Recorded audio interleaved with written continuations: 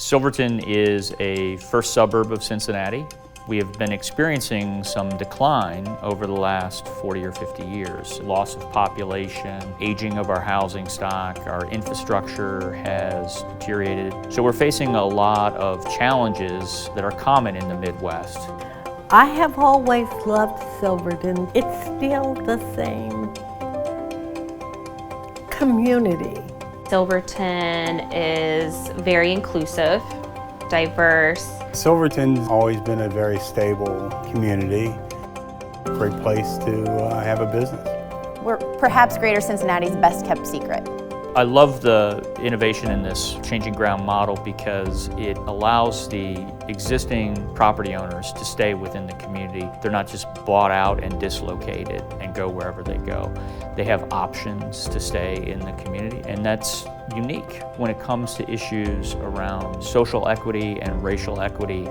A model that solves that part of the equation is really needed. It's a really unique and interesting way to develop a community. It gives the homeowners a stake in the development and the progress that's happening in your community. We see so much about gentrification and just general displacement of homeowners when we start talking about development and progress in a community. This is just a really interesting way to make the homeowners in the community a part of the development without displacing people or pushing people out.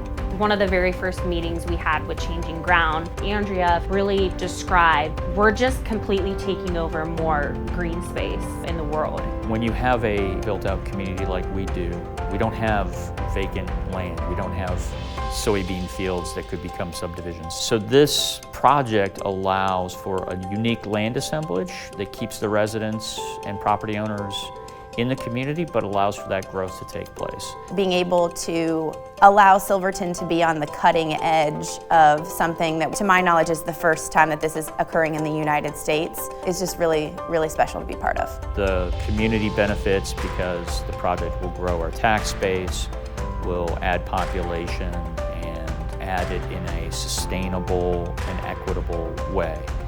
The existing property owners will benefit financially, and the developer has the benefit of defining the risk up front and not having to take undue risks to try and undertake an assemblage. So everybody gets something really important out of the deal.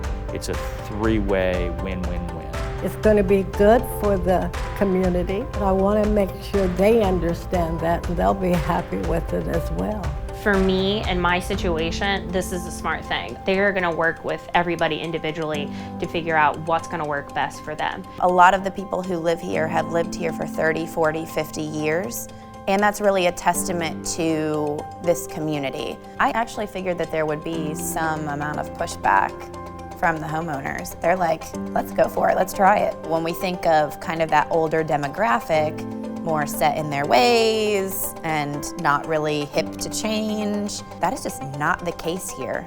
The idea of moving into like more apartment style living bothered me at first, but I felt like after we talked about that whole land readjustment and how I don't want to continue to build houses on our green space, I want to use what we already have.